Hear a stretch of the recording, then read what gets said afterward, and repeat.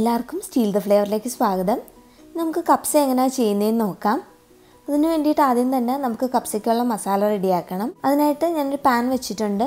Pan ഒന്ന് നന്നായി ചൂടായി വന്നിട്ടുണ്ട്.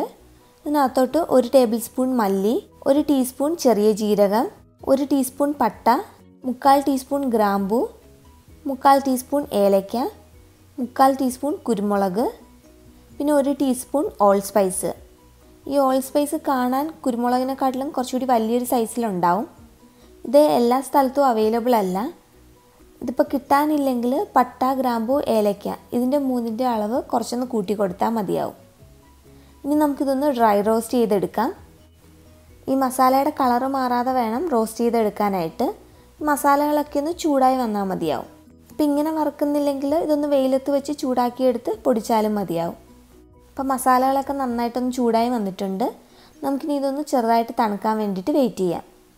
അപ്പോൾ മസാലയൊക്കെ ഒന്ന് ചെറുതായിട്ട് തണുത്തിട്ടുണ്ട്. നമുക്കിനി ഇതൊരു മിക്സി ജാറിലോട്ട് ചേർത്ത് കൊടുത്ത് നന്നായി ഒന്ന് പൊടിച്ചെടുക്കണം. ഇപ്പോൾ ഇതൊന്ന് പൊടിഞ്ഞു വന്നിട്ടുണ്ട്. ഇനി ഇതിനകത്തോട്ട് 1/4 ടീസ്പൂൺ ചുക്കും കൂടി പൊടിച്ചത് ചേർത്ത് കൊടുക്കാം. ഇനി ഇത് നമുക്ക് ഒന്നും കൂടി ഒന്ന് നന്നായിട്ട് പൊടിച്ചെടുക്കാം. ഇപ്പോൾ മസാല നന്നായിട്ട് പൊടിച്ചെടുത്തിട്ടുണ്ട്. നമുക്കിനി ഇത് വെച്ചിട്ട് എങ്ങനെ കപ്സ ചെയ്യുന്നതെന്ന് നോക്കാം. ഇനി ഈ കപ്സയിൽ ചേർക്കാൻ വേണ്ടിയിട്ട് ഞാൻ 1 കിലോ ചിക്കൻ എടുത്തിട്ടുണ്ട്. ശരിക്കും കപ്സയുടെ റെസിപ്പിയിൽ ചിക്കൻ സ്കിന്നോട് കൂടി തന്നെ ഉപയോഗിക്കുന്നത്. അപ്പം അങ്ങനെ ഇഷ്ടമുണ്ടെങ്കിൽ അങ്ങനെ തന്നെ ഉപയോഗിക്കാം. ഞാനിപ്പോൾ ഈ ചിക്കൻ്റെ സ്കിന്ന് റിമൂവ് ചെയ്യുകയാണ്. പിന്നെ ഈ ചിക്കൻ 2 പാർട്ടായിട്ട് കട്ട് ചെയ്ത് വെച്ചിട്ടുണ്ട്. ഇനി നമുക്ക് ഈ ചിക്കൻ ഒന്ന് മാരിനേറ്റ് ചെയ്ത് വെക്കാം. 1 ടീസ്പൂൺ മഞ്ഞൾപ്പൊടി, 1 teaspoon ginger garlic paste, 1 teaspoon നാരങ്ങ നീര്, ആവശ്യത്തിന് ഉപ്പ് ഇത്രയും കൂടി ചേർത്തിട്ട് നന്നായിട്ടൊന്ന് മിക്സ് ചെയ്തിട്ട് നമുക്ക് ഈ ചിക്കൻ ഒന്ന് കുറച്ച് നേരം മാറ്റി വെക്കാം. ഞാൻ 1 മണിക്കൂറോളം ഒന്ന് മാറ്റി വെക്കുന്നുണ്ട്. ഇനി നമുക്ക് കപ്സ ചെയ്യാൻ തുടങ്ങാം. അതിനകത്തോട്ട് ഒരു 3 ടേബിൾ സ്പൂൺ എണ്ണ ഒഴിച്ചു കൊടുക്കാം. ഇപ്പോൾ എണ്ണയൊന്ന് നന്നായി ചൂടായി വന്നിട്ടുണ്ട്. അതിനകത്തോട്ട് നമുക്ക് സ്പൈസസ് ഒക്കെ ചേർത്ത് കൊടുക്കാം. 2 പട്ട, 2 ഏലക്ക, ഒരു 3 ഗ്രാമ്പൂ, 1 ടീസ്പൂൺ ജിഞ്ചർ ഗാർലിക് പേസ്റ്റും കൂടി ചേർത്ത് കൊടുക്കാം. ഇതൊന്ന് നന്നായിട്ട് മൂപ്പിച്ചെടുക്കണം. അപ്പോൾ ഇതൊന്ന് മൂത്ത് വന്നിട്ടുണ്ട്. ഇനി ഇതിനകത്തോട്ട് ഞാൻ കുറച്ച് ഉണക്കമുന്തിരിയും കൂടി ചേർത്ത് കൊടുക്കുന്നുണ്ട്. അപ്പോൾ ഇങ്ങനെ ചേർത്ത് കൊടുക്കാൻ ഇഷ്ടമില്ലെങ്കിൽ ഉണക്കമുന്തിരി ലാസ്റ്റ് ചേർത്ത് കൊടുത്താലും മതിയാവും. അപ്പോൾ ഇതൊക്കെ ഒന്ന് നന്നായിട്ട് മൂത്ത് വന്നിട്ടുണ്ട്. ഇതിനകത്തോട്ട് 2 മീഡിയം സൈസ് സവോള നീളത്തിൽ കട്ട് ചെയ്തേയും കൂടി ചേർത്ത് കൊടുക്കാം. ഈ സവോളയൊന്ന് നന്നായിട്ട് വഴറ്റി അതൊന്ന് മൂപ്പിച്ചെടുക്കണം. സവോളയൊന്ന് മൂത്ത് വന്നിട്ടുണ്ട്. ഇനി ഇതിനകത്തോട്ട് ഒരു 3 പച്ചമുളക്, 1 ടേബിൾ സ്പൂൺ ടൊമാറ്റോ പേസ്റ്റ്, പിന്നെ 2 മീഡിയം സൈസ് തക്കാളി മിക്സിയിലിട്ടൊന്ന് അടിച്ചെടുത്തിട്ടുണ്ട്. അതും കൂടി ചേർത്ത് കൊടുക്കാം. ഇതൊന്ന് നന്നായിട്ടൊന്ന് വഴറ്റിയെടുക്കണം. അപ്പോൾ ഇത് നന്നായിട്ട് വഴണ്ടി വന്നിട്ടുണ്ട്. ചെറുതായിട്ട് എണ്ണയൊക്കെ വിട്ടു വരാൻ തുടങ്ങിയിട്ടുണ്ട്. ഇനി ഇതിനകത്തോട്ട് ഒരു ഉണക്കനാരങ്ങ ചേർത്ത് കൊടുക്കണം.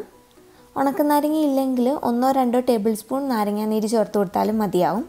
പിന്നെ നമ്മൾ പൊടിച്ചു വെച്ചിരുന്ന മസാലയിൽ നിന്ന് 1 ടേബിൾ സ്പൂൺ മസാലയും കൂടി ചേർത്ത് കൊടുക്കാം. അതൊന്ന് നന്നായിട്ട് വഴറ്റി മൂപ്പിച്ചെടുക്കണം. ഇനി ഇതിനകത്തോട്ട് നമ്മൾ മാരിനേറ്റ് ചെയ്ത് വെച്ച ചിക്കനും കൂടി ചേർത്ത് കൊടുക്കാം. ഇനി ഇതൊന്ന് മൂടി വെച്ച് നമുക്ക് ഈ ചിക്കൻ ഒന്ന് നന്നായിട്ട് കുക്ക് ചെയ്തെടുക്കാം. ഇപ്പോൾ ചിക്കൻ നന്നായിട്ട് കുക്കായി വന്നിട്ടുണ്ട്. ഞാൻ ഇതിനകത്തോട്ട് ഒരു 1/4 കപ്പ് വെള്ളം ഒഴിച്ചു കൊടുത്തിട്ടുണ്ടായിരുന്നു. ബാക്കിയുള്ള വെള്ളം ചിക്കനിൽ നിന്ന് തന്നെ വന്നിട്ടുള്ളതാണ്. ഇനി നമുക്ക് ഇതിനകത്തോട്ട് റൈസിന് ആവശ്യമുള്ള വെള്ളം ചേർത്ത് കൊടുക്കാം. ഞാനൊരു 3 കപ്പ് റൈസാണ് എടുത്തിട്ടുള്ളത്. 3 കപ്പ് റൈസിന് ഒരു 6 കപ്പ് വെള്ളം മതിയാവും. ഇപ്പോൾ ഇതിനകത്ത് ഒരു 1/2 കപ്പോളം വെള്ളമുണ്ട്. ബാക്കി നമുക്ക് ഒരു 5.5 കപ്പ് വെള്ളവും കൂടി ചേർത്ത് കൊടുക്കാം. ഇനി ഇതിനകത്തോട്ട് ഞാനൊരു മാഗിയുടെ ചിക്കൻ സ്റ്റോക്കിൻ്റെ ക്യൂബ് ചേർത്ത് കൊടുക്കുന്നുണ്ട്. ഇപ്പോൾ ചിക്കൻ സ്കിന്നോട് കൂടി തന്നെ ഉപയോഗിക്കുന്നെങ്കിൽ ഈ ചിക്കൻ സ്റ്റോക്കിൻ്റെ ക്യൂബ് ചേർത്ത് കൊടുക്കണമെന്നില്ല. ഇതിന് ആവശ്യത്തിനുള്ള ഉപ്പും കൂടി ചേർത്ത് കൊടുക്കണം. ഇനി നമുക്ക് ഈ വെള്ളം ഒന്ന് തിളച്ച് വരുന്നിടം വരെ ഒന്ന് വെയിറ്റ് ചെയ്യാം. ഇപ്പോൾ വെള്ളം നന്നായി തിളച്ച് വന്നിട്ടുണ്ട്. നമുക്കിനി ഇതിൽ നിന്ന് ചിക്കൻ എടുത്ത് മാറ്റി വെക്കാം. എന്നിട്ട് ഇതിനകത്തോട്ട് റൈസ് ചേർത്ത് കൊടുക്കാം. ഒരു 3 കപ്പ് സെല്ല റൈസാണ് ഞാൻ എടുത്തിട്ടുള്ളത്. സെല്ല റൈസ് കിട്ടാനില്ലെങ്കിൽ ബാസ്മതി റൈസ് ആയാലും മതിയാവും. ഇത് നന്നായിട്ട് കഴുകി ഒരു 1/2 മണിക്കൂർ നേരം വെള്ളത്തിൽ സോക്ക് ചെയ്ത് വെച്ചിട്ടുള്ളതാണ്. അതും കൂടി നമുക്ക് ഇതിനകത്തോട്ട് ചേർത്ത് കൊടുക്കാം. ഇനി ഇതൊന്ന് നന്നായിട്ട് തിളച്ച് വരുന്നിടം വരെ വെയിറ്റ് ചെയ്യാം. ഇപ്പോൾ നന്നായി തിളച്ച് വന്നിട്ടുണ്ട്. വെള്ളമൊക്കെ കുറച്ചൊന്ന് വറ്റിയിട്ടുണ്ട്. നമുക്കിനി ഇതൊരു അലൂമിനിയം ഫോയിൽ കൊണ്ട് കവർ ചെയ്തിട്ട് അതിൻ്റെ മുകളിൽ ഇതിൻ്റെ അടപ്പ് വെച്ച് മൂടിയിട്ട് വളരെ ചെറിയ തീയിൽ വെച്ചിട്ട് ഇതൊന്ന് കുക്ക് ചെയ്തെടുക്കാം. ഈ അലൂമിനിയം ഫോയിൽ കൊണ്ട് കവർ ചെയ്യുന്നത് ആവി ഒട്ടും പുറത്തോട്ട് പോകാതിരിക്കാൻ വേണ്ടിയിട്ടാണ്. നമുക്കിനി നമ്മുടെ ചിക്കൻ ഒന്ന് ഫ്രൈ ചെയ്തെടുക്കാം. അതിനായിട്ട് ഒരു പാനിൽ 2 ടേബിൾ സ്പൂൺ എണ്ണ ഒഴിച്ചു കൊടുക്കാം. ഇനി ഇതിനകത്തോട്ട് നമ്മൾ വേവിച്ച് വെച്ചിരുന്ന ചിക്കനും കൂടി ചേർത്ത് കൊടുത്ത് ഒന്ന് തിരിച്ചും മറിച്ചിട്ട് ഫ്രൈ ചെയ്തെടുക്കാം.